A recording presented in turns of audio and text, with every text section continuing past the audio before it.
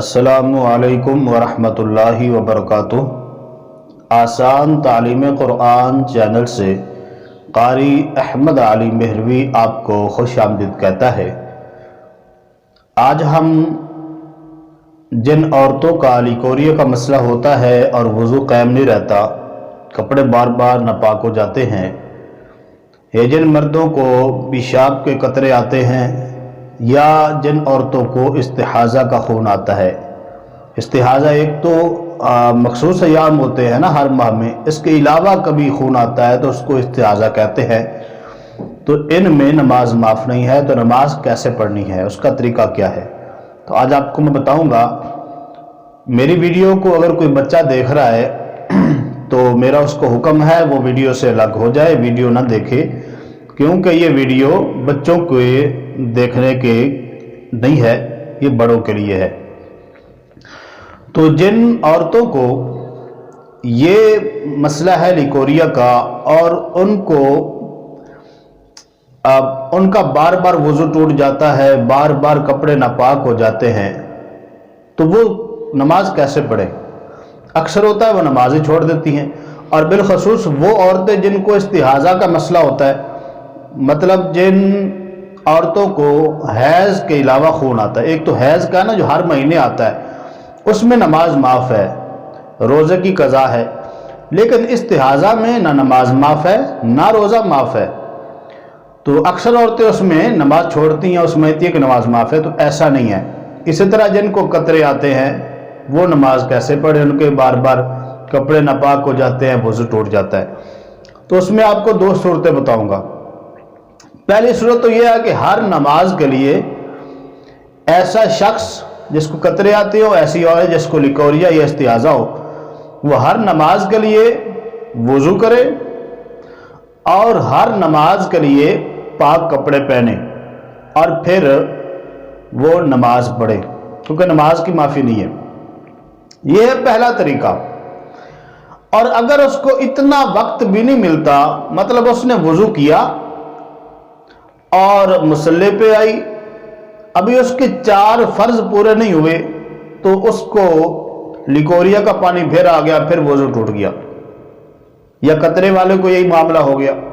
اب وہ پھر گیا، اس نے پھر وضو کیا اور پھر کپڑے بدلے، یا وہ ایسا دھو کے پھر نماز شروع کی، ابھی 4 فرض نہیں ہوئے تھے، تو پھر کیا ہے، پھر وضو ٹوٹ گیا۔ تو اب شریعت اس آدمی کو جس کو قطرے کا مسئلہ ہے، یا وہ عورت جن کو لیکوریا یا استحاضہ کا مسئلہ ہے، اس کو معذور کہے گی۔ مطلب 4 فرض بھی نہ پڑھ سکے، یہ ہے معذور میں داخل ہونے کا طریقہ۔ مطلب اگر 4 فرض بھی نہیں پڑھ سکتی تو پھر وہ شرعی طور پہ معذور ہے، شریعت اس کو معذور کہتی ہے۔ اب وہ معذوروں میں داخل ہے، تو اب وہ کیا کرے؟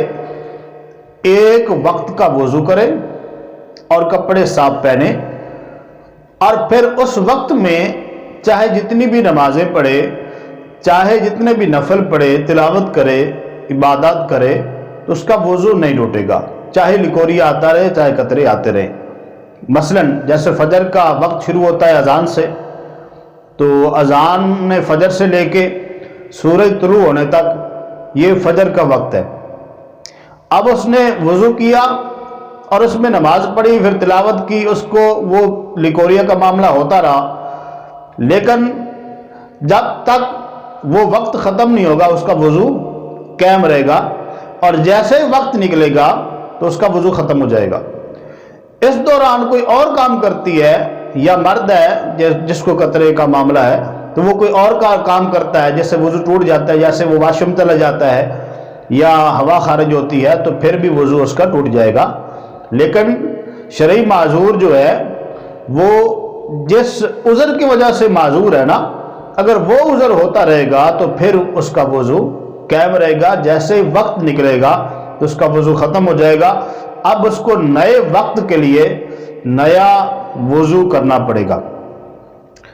اب شاید آپ کو سمجھ آ گئی ہوگی، یہ لیکوریا والی عورت جس کو اتنا زیادہ لیکوریا ہو کہ وہ 4 فرض بھی نہ پڑھ سکتی ہو، इसी तरह जिन मर्दों को कतरों का मामला हो, बार बार पेशाब आता हो और वो इतना उनको वक्त नहीं मिलता कि वो 4 फर्ज भी पढ़ सकें, तो फिर वो भी शरई माजूर है, वो भी एक वक्त के लिए वज़ू करेंगे और पूरी वक्त की नमाजें जो चाहे नफल पढ़ें, इबादत करें, पढ़ सकते हैं। इसी तरह इस्तिहाज़ा वाली औरत, यानी जो हैज़ के अलावा खून आता है, मतलब एक तो ये हर महीने मखसूस दिन है ना, इसके अलावा जो कभी बीमारी की वजह से खून आता है और उस खून की रंगत भी आम खून जैसी होती है, तो उसमें ना ही नमाज माफ़ है ना ही रोज़ा माफ़ है, उसमें नमाज पढ़नी होगी।